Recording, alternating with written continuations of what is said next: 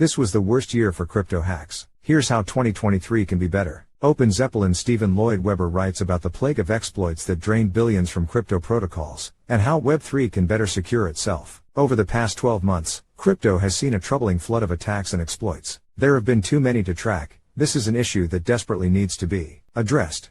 Fortunately, there's hope. Protocols can up their game when it comes to auditing code, monitoring network activity, and setting clear attack response plans when an exploit does occur. If the industry takes note and implements these protections, it's very plausible years like this will remain in the rear-view mirror. Stephen Lloyd Webber works in product marketing at OpenZeppelin, a crypto cybersecurity tech company. This article is part of CoinDesk's Crypto 2023 series, The Plague of Attacks. According to Chainalysis, 2022 is on track to be the worst year on record for funds stolen through hacks and exploits. Some $3 billion was stolen, at last count. The Ronin hack is particularly notable. In March, North Korean-linked Lazarus Group expropriated about $620 million worth of ETH and USDC from the Ronin network, a sidechain built for the popular Web3 game Axie Infinity. What's most surprising is it took over a week for this attack to be discovered. Law enforcement officials have been able to recover about $30 million of the stolen funds, and Binance has been able to freeze an additional $5.8 million,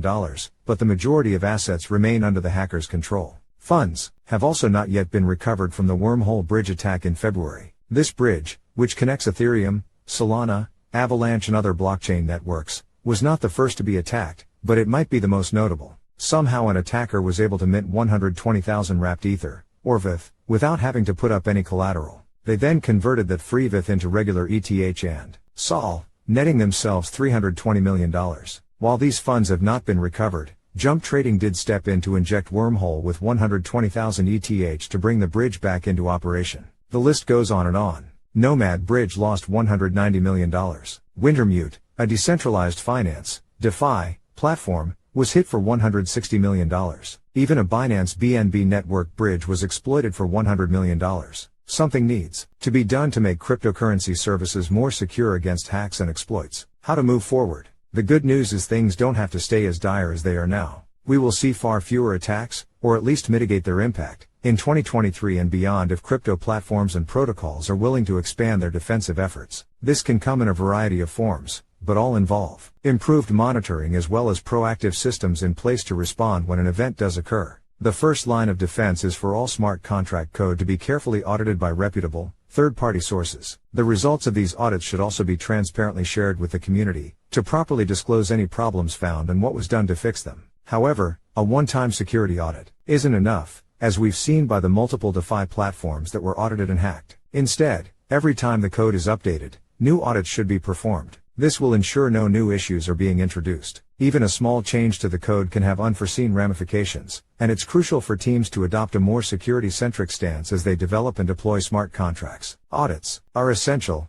but if they were enough, the crypto space wouldn't be seeing so many of these exploits. Even thoroughly tested and well-audited code needs to be deployed in such a way that allows teams the ability to guard against potential risk vectors. Without robust security and operational monitoring that keeps track of the state of privileged accounts as well as wider interrelationships between system components and blockchain state, users will not be able to trust that their funds are secure. This is why there is a need for a more real-time, proactive approach to security for decentralized services. Projects need to have systems in place that actively monitor transactions on a given platform and can detect anomalous or suspicious activities such as sudden spikes in usage, changes in price, or interaction with blacklisted accounts, as well as governance proposals submitted using flash loans. In many cases, the first sign of an attack is exactly that. Transactions are unusually large and/or many are going to the same address in a very short period of time. Being able to detect these events as they happen can help teams stay informed about potential threats. It also opens the door for such measures to be automated,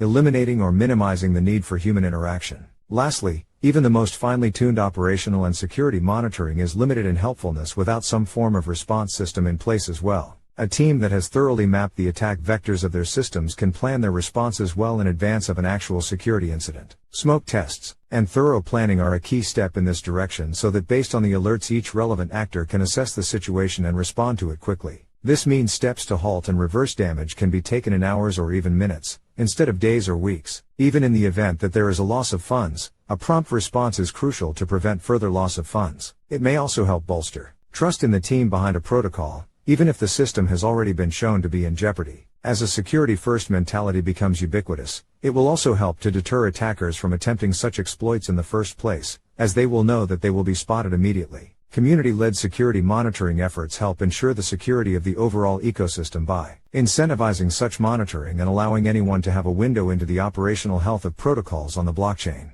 To be sure, there isn't necessarily a one-size-fits-all solution for every project out there, but all protocols could benefit from a combination of recurring audits, active security and operational monitoring of their networks, and an automated incident notification and response system. Such actions have proven to be indispensable, and they are measures taken by leading players in the Web3 ecosystem such as Compound Finance and Matter Labs. If more teams take measures such as these, hopefully 2022 will be the last year where crypto is setting records for the most money ever stolen through an exploit. The sooner the broader industry gets on board, the sooner these events can largely be left in the past.